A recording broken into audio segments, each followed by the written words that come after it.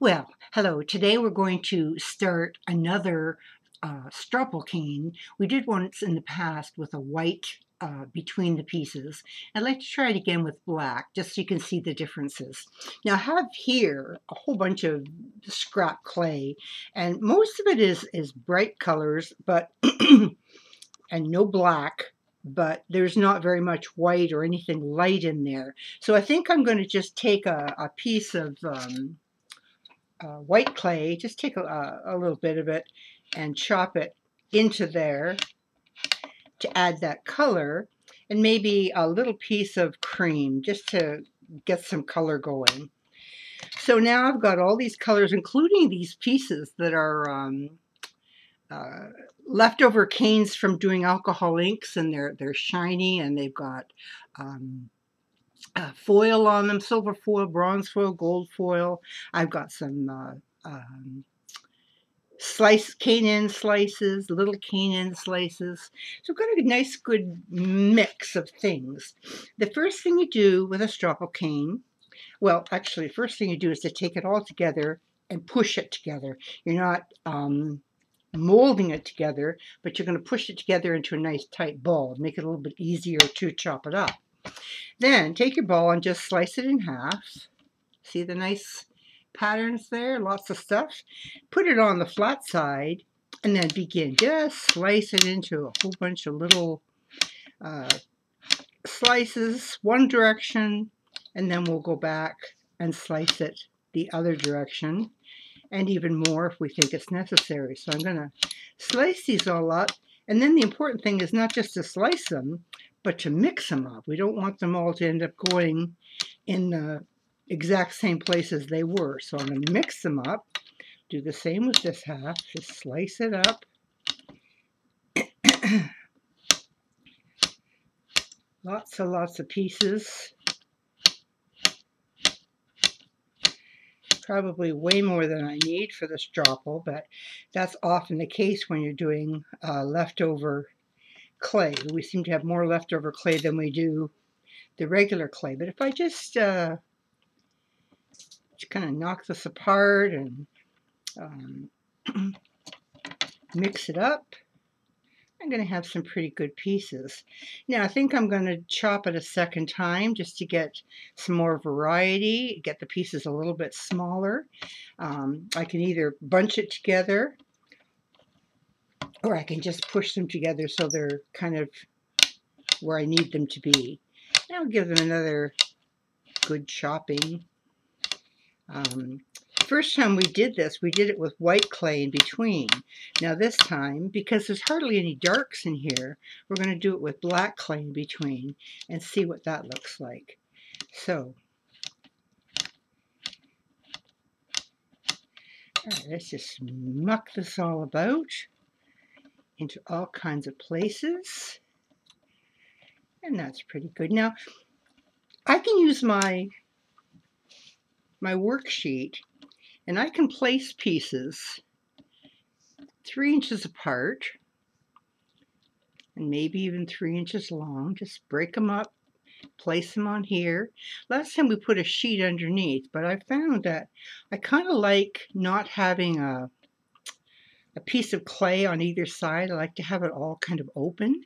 So I've got that pretty well in the 3 by 3.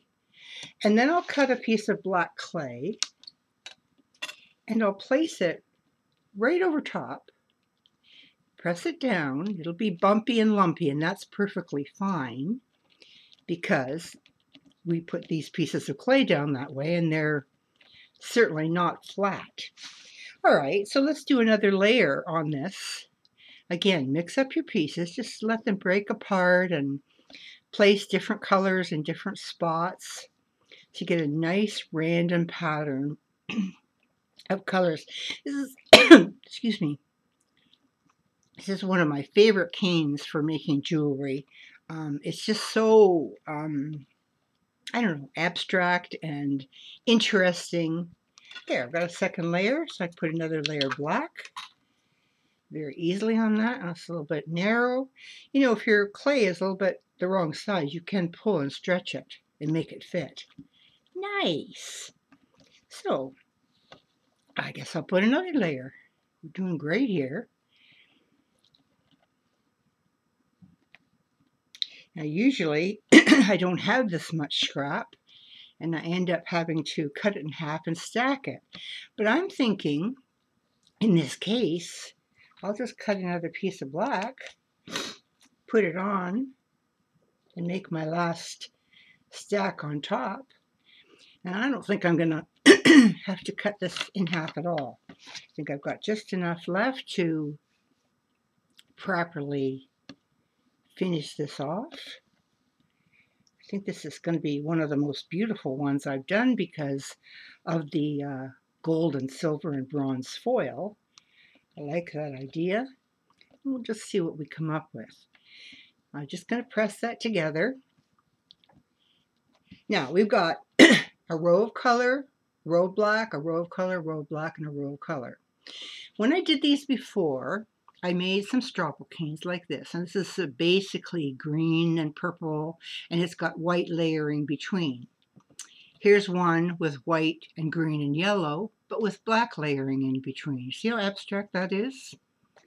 Here's another one with white. It's done with purple, rose, green, some blue and yellow with white in between.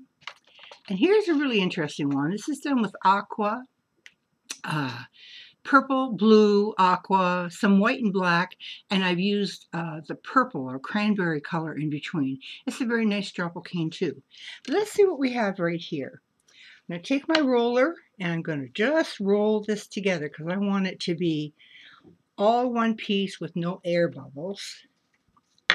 So I'm going to just compress it and turn it over and do the same on the other side.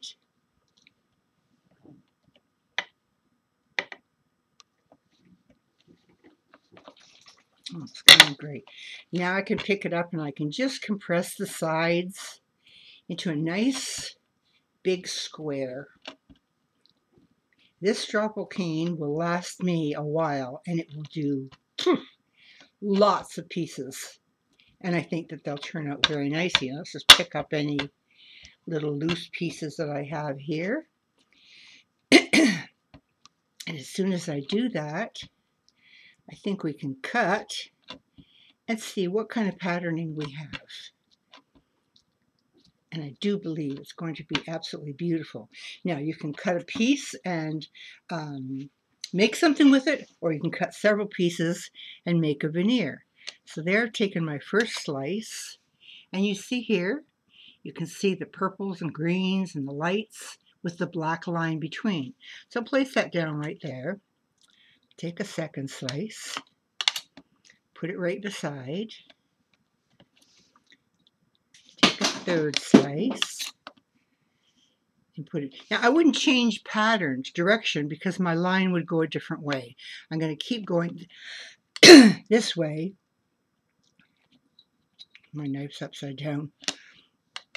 I've still got way more than half left. I'll set that to the side. I'll place these four together. Gently roll them.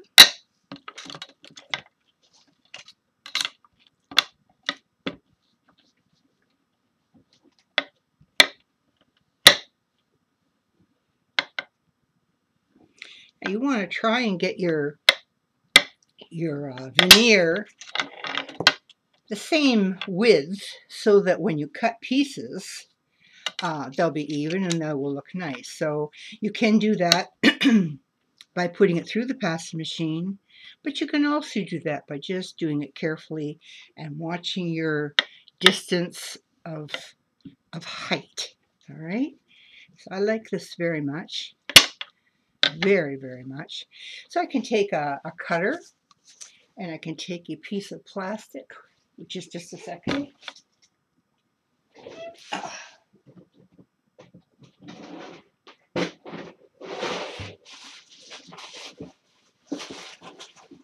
There we go. Here's a piece of plastic. I can take a cutter, place it over the plastic, and down it goes. And if I want to make a circular one, I can do that too. Now, I kind of like to make borders on these things. Once I take my plastic off, I'll have to go back to make sure that it cuts all the way through.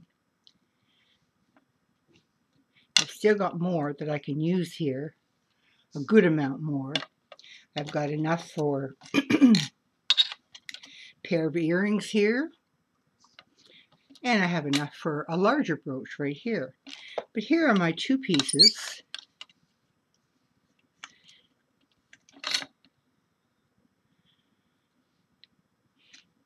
That I think are very, very nice. And I especially, because we did use the black, I especially think they look nice with a black border. So let me just cut a very thin black border. Let's just place that.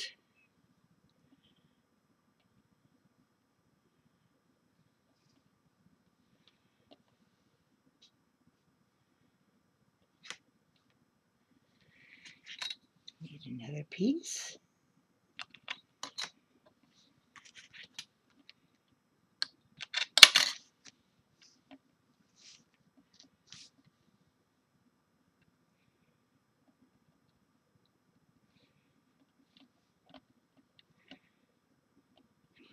You see how that enhances it? Just makes it look a little bit more finished. This is something you can also do after you bake the piece. You certainly can put borders on and finish your pieces that way. But if I do it while it's not cooked, I turn it back over and I make sure that that border that I placed there is adhered at least to the back so that it won't go chipping off easily. All right, so if I do that and do it quite well, I think that I will have a piece that I think will make a nice little pendant or brooch. Very, very nice. Do the same with the other one.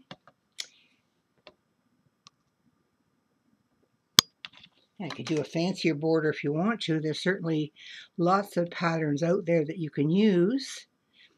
But I'm happy just to have the black being enhanced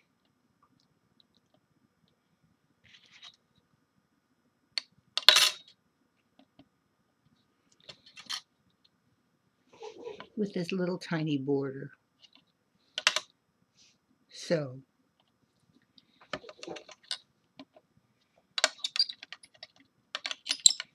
kind of bud it up, make sure it's kept its round shape, flip it over, make sure that it's well attached at least at the back.